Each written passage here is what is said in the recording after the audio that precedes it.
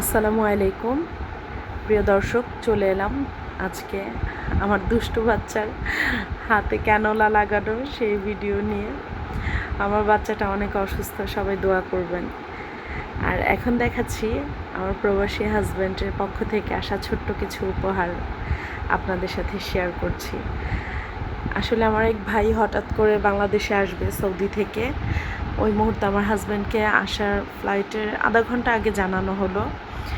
ওই মুহূর্তেই যতটুকু পেরেছে আমার বাচ্চাদের জন্য কিছু গিফট দিল। আর সবচেয়ে বড় কথা, আমার বাবার জন্য একটা ঔষধ দেওয়ার ছিল, আর যে মূলত এই ঔষধটা দেওয়ার জন্যই আমার ওই ভাই ওকে জানিয়েছিল।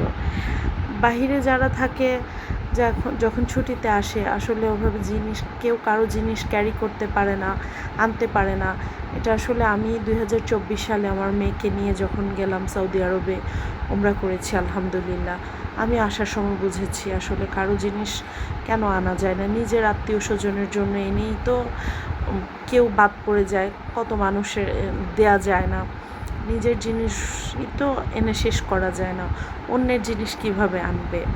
তো যাই হোক, উনিও অল্প কিছু বলেছিল দিতে, বেশি কিছু দিতে না করেছে, যার কারণে খুব বেশি কিছু দিতে পারেনি। আলহামদুলিল্লাহ, যা দিয়েছে তাই আলহামদুলিল্লাহ।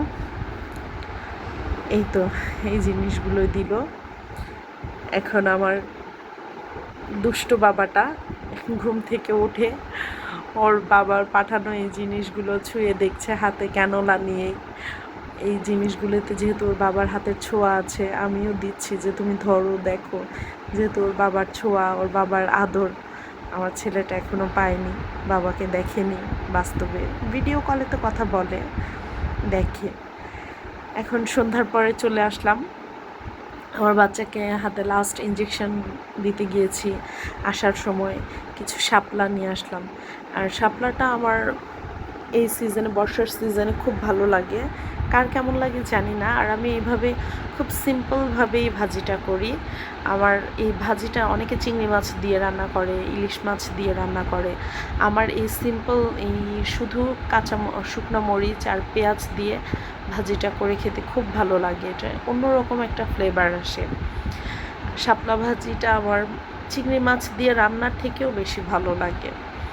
আর রেসিপিটা অবশ্য শেয়ার করতাম, কিন্তু করে ওঠা হয়নি। এই তো লাস্ট শাপলা রান্না ভাজিটা কমপ্লিট হয়ে গিয়েছে। এটার লুকটা এমন হয়েছে আর কি। আর এই যে আমার বেবিটার হাতের ক্যানোলা আজকে খুলে দেওয়া হলো, 7টা ইঞ্জেকশন কমপ্লিট হয়েছে।